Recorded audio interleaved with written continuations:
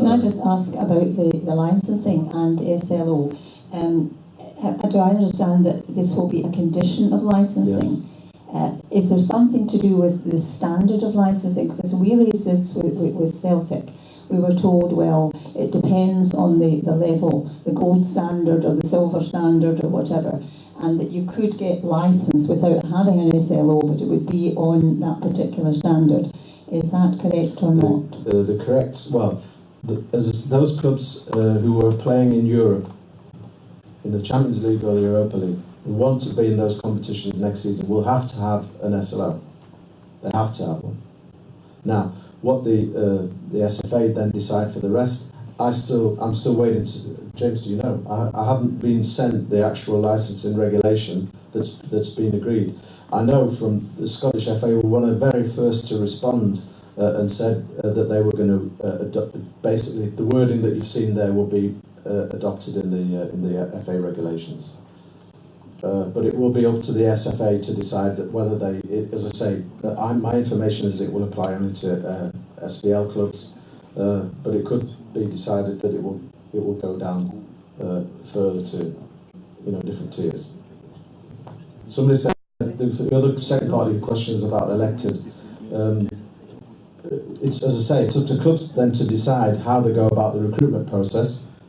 We don't necessarily put that forward because we don't have elections for marketing managers or press officers. But it's up to the club to decide. Some will advertise on websites, some will make internal, some will. What we hope will be the case that there are a lot of supporter representatives who will be automatic candidates for this kind of role. That clubs will say, yeah, we've been dealing with these trust representatives or fan club, supporters club representatives for many years. We know them, we trust them, and there will be people who will automatically suggest themselves for the role. But how they actually go about recruiting is down to them, down to the clubs themselves. I would be very interested to hear from Germany how they managed to overcome the possibilities that the SLOs were either used as a one-way street to pass information down to the fans or for fans to pass complaints back up to the club, and also to make sure that they weren't dominated by any one body, i.e. one specific group of fans, such as ultras or whatever. I'd be interested to see what happened. Yeah. Well, it was that bottom-up pressure that I mentioned right at the end. When it was first introduced, a lot of the clubs just saw this as another requirement, another onerous requirement that they've got to comply with, and so they treated it as a box-ticking exercise. They were just putting a name against the SLO position, and that was it. And you were getting, the groundsman, the bus driver, the lawyer, the doctor, anyone but a supporter. But over time, and once.